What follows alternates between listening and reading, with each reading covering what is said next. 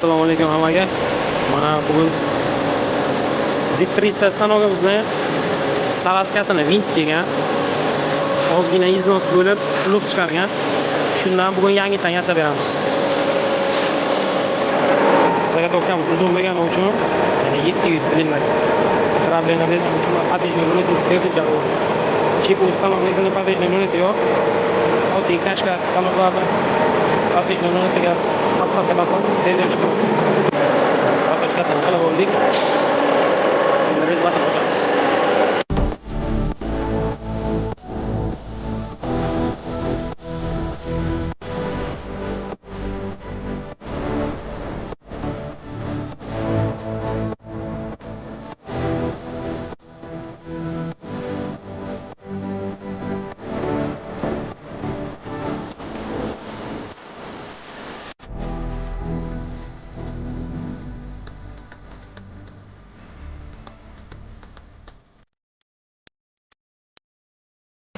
Rezbasini ham ochib oldik.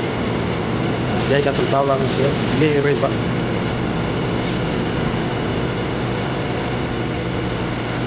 Umumanlik yo'q xolos.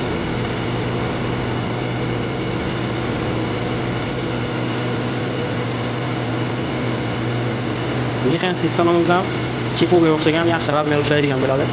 Yo'q. Lukuma yo'q. Endi qolgan paketlarni o'tkazib qilib olamiz.